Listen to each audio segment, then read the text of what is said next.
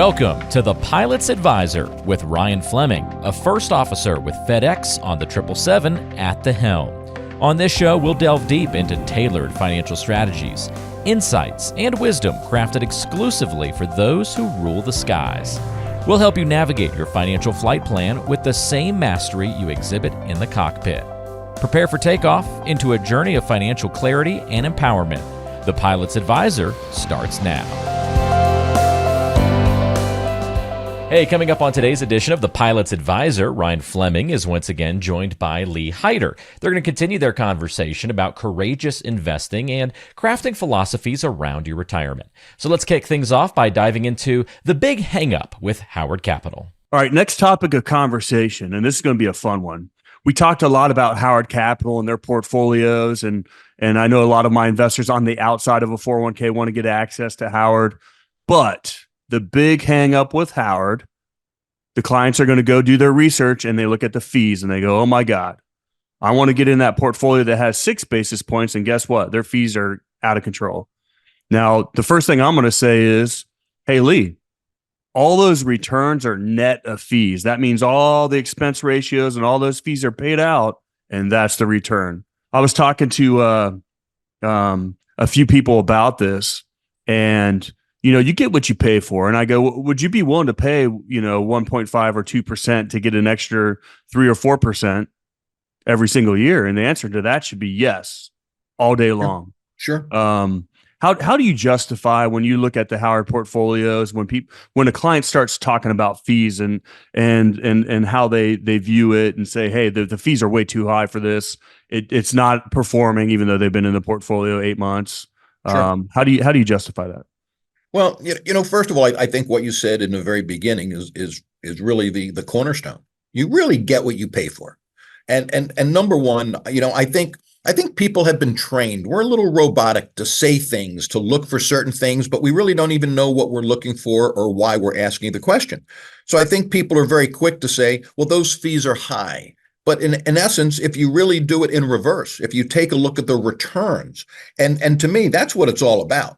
We have fee conversations, but when we talk about the returns that we historically have been able to produce, we're not going to produce them every single year. I mean, clearly, as we know, as every brochure says, past performance is no guarantee of future performance, but historically, the numbers are there. So to me, we've not had a problem when clients really understand that, here's a Vanguard portfolio. There's certainly nothing the matter with it. And these are the fees, but these are the historic returns that this portfolio has achieved. These are the Howard Capital portfolios. These are the returns. The returns are just so much greater that it really isn't a fee conversation when they understand what they're getting and why the fees are higher. Well, one of the reasons why the fees are higher is they're doing more for you. And, you have to pay for activity. If you have a portfolio that is simply passive, just sitting there collecting dust, doing nothing, well, I would hope it would be an inexpensive portfolio. But on the other side of a coin, with the Howard Capital byline, getting out of the market at an appropriate time, taking advantage of sector rotations and market momentum, things of this nature, that takes more human interaction, more activity, more keystrokes, which is inevitably more expensive, but you get what you pay for and the returns don't lie. Well, exactly. And access to the algorithm that's been built out that takes a lot of money to keep it going and all the analytics that are involved in that. And so when I look at it, I go, yeah, return 25%, you might have paid 2% in fees, but that means it actually returned 27% because that 25 is net of all fees. So looking at the big picture, looking at it long term. And I actually had a conversation with Vance Howard himself about this. And I said, Vance, your returns are amazing. Like what we've done it's truly remarkable. How do you talk about the fees when you start looking at it? And he goes, you know what? If you want something passive and you want to go pay for the Vanguard 6 basis points, 15 basis points portfolio, you're going to get very average returns. Sure. If you want to be average, go to Vanguard. But if you want exceptional returns, you're going to have to pay for it. Right. And it's going to take a trader that knows what they're doing, that's going to understand leveraging, is going to understand momentum in the market and then you're going to get exceptional returns. And then there's also a problem with people really understanding, because, they can look at a portfolio and say, well, this portfolio looks very similar to yours, but it really doesn't. You can take two 3,000 square foot homes, and they're both 3,000 square feet. They both have maybe 3 or 4 bedrooms. They've got beautiful kitchens, but one house may actually sell for $150,000 more.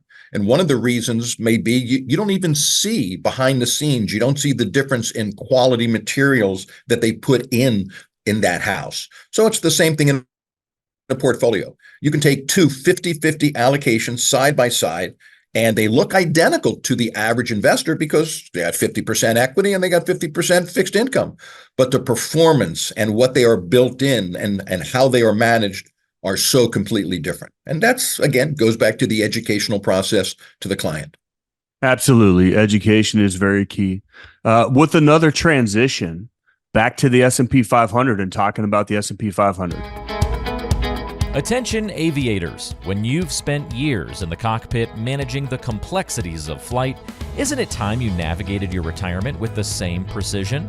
Introducing retirepilots.com. Right at your touchdown zone on our homepage, there's a beacon flashing Get My Free Toolkit. Click and you'll be cleared for a direct route to the Pilot's Advisor Retirement Toolkit, which is tailor-made for pilots like you. Inside, you'll find 2 important books, The Pilot's Advisor and Pilots Retire Early. Decipher the 9 critical decisions when retiring before 65, and discover the 7 lessons to help pilots land safely in retirement. But that's not all. This free toolkit is packed with altitude-high value, including extras to get your retirement plans off the runway. When you order this free toolkit, you'll receive crucial tax planning information. You'll also discover ways to light the afterburners on your 401k. And you'll even earn a free portfolio analysis. So, captains and first officers, don't let turbulence disrupt your golden years. Start your descent to a clear, comfortable retirement. Vector on over to retirepilots.com to grab your free Pilot's Advisor Retirement Toolkit. And let's embark on this journey together. retirepilots.com. So many clients talk about the S&P 500 and, hey, that's the benchmark that they use, even though it's only U.S. large cap stocks that we should be comparing the S&P to. The other thing I bring up to my clients when I talk about that, I go, hey, the S&P is great. I love it. Okay, but have you ever heard of the lost decade?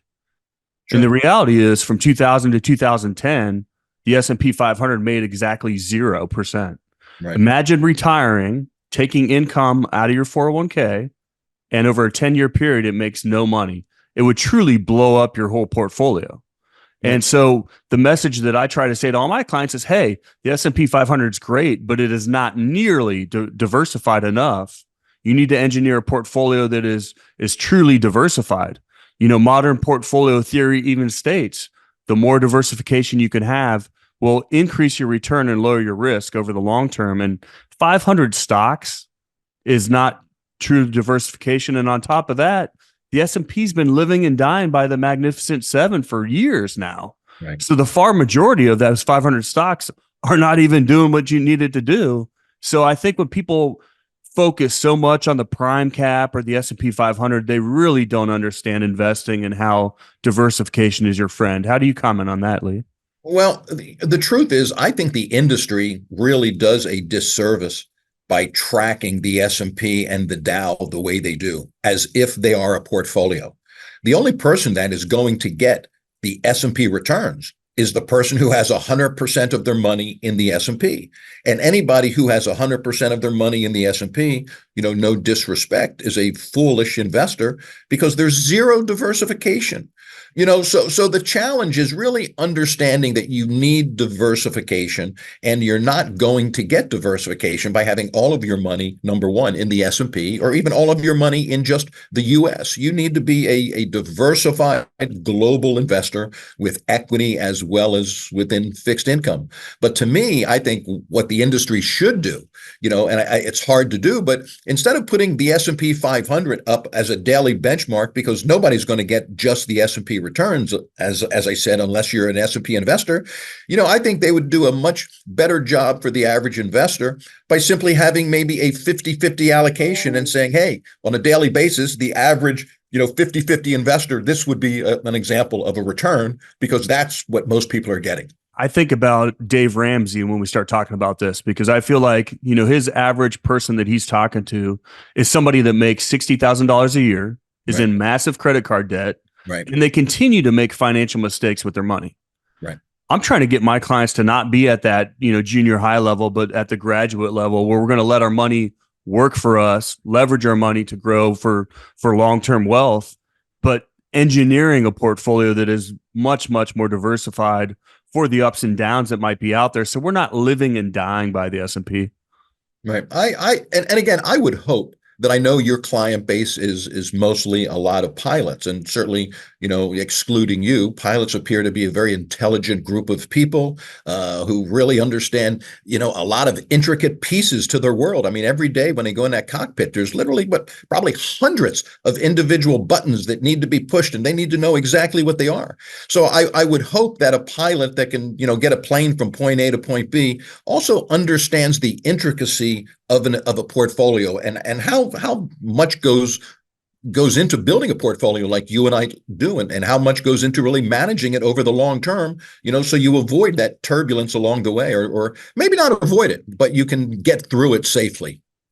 Well, and that's the funny part. I mean, that's the challenge that I have, is educating those individual pilots on that fact. And the funny part is, I don't think they truly do understand it, but that type A comes out where they think they do. And I always talk about, we don't know what we don't know. And I know, Lee, you may not understand this, but where you're in a cockpit and you're looking to the guy to the left or right of you, and you realize right away that we're way too high and we're going to get slam dunked on this approach, and the other guy's sitting over there with no clue of what's about to happen. And a lot of that takes flying experience. It takes doing it multiple times. And honestly, like many other things in life, it takes screwing it up. Being that pilot with experience where they've screwed that up so many times that now they're smarter. Now they're less emotional about it. They understand what's about to happen. Because in the aviation industry, it's all about staying ahead of the jet, having good descent planning and knowing where you are, knowing how to avoid the turbulence or fly around it. But in many cases, when pilots are in the investment world, they just don't know what they don't know. And another big thing I see is pilots know they have to save for retirement, right, but they don't understand the distribution phase of retirement at all. Right. Yeah. Well, distribution is critical. I mean, it's a completely different skill set in what it takes to accumulate enough wealth to give you the income you want safely during retirement. And then when you reach retirement, as we say, you're no longer in the accumulation phase, you're in the distribution phase. So you've got to be very, very careful that if, you're taking out a sizable amount of money each month to maintain your reoccurring bills, then you need to be cognizant of the fact that you can't have the same portfolio during the distribution phase that you had during the accumulation phase. For sure. And the distribution phase is much, much more complicated than just saving money. Oh, absolutely. Yeah, for sure. One of the things I kind of, equate good investing to is like golf.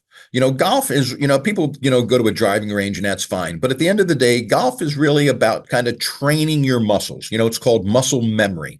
And, you and I maybe from time to time may come off a little callous that when a client is a little panicked, but because we have muscle memory as it relates to the market. We've been here 1,000 times before, but our clients, number one, they're maybe new with us. Number two, they're new in this particular portfolio. So they don't have what I refer to as that financial muscle memory. And it's up to us to help them get through the next financial round of investing. Well, that's for sure. We're definitely emotional counselors for our clients, because in many cases, we do have to talk them off the ledge. Absolutely. Speaking about talking off the ledge, I'm probably going to lose my battery shortly because I'm in an area where I am not plugged in. So we can keep going until we actually, lose the juice. Well, it sounds wonderful. And I know you have a client meeting coming up as well in a little while. And I definitely appreciate your time talking about a lot of these issues. Do you have any other client experiences that you've had over the past 6 months or even in your career that would be valuable for our listeners to gain some insight on, hey, maybe I made a bad decision, or hey, maybe that wasn't the smartest thing to do. I would just really leave the listeners and viewers with the fact that the grass is not greener on the other side. From time to time, we've had people leave us. And, to my pleasure, a lot of those people have come back to us, because, they felt the other portfolio was going to be the answer. But all of a sudden, that portfolio didn't do what they wanted it to do. They didn't get the same relationship, the same confidence with the other advisor that they had with us.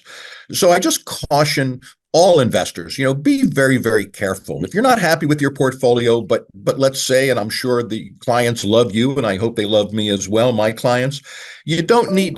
Well, we lost Mr. Hyder, but I hope you guys enjoyed the conversation today where we got to talk about a lot of issues. You got to hear it from a very seasoned advisor, and Lee's always a wealth of knowledge. And like he talked about, I love his ability to take some sort of a metaphor and help us make sense of what's going on in the market and how that's going to work for us. So I hope you guys enjoyed the podcast today. We'll have Lee back on many times after this. Take care.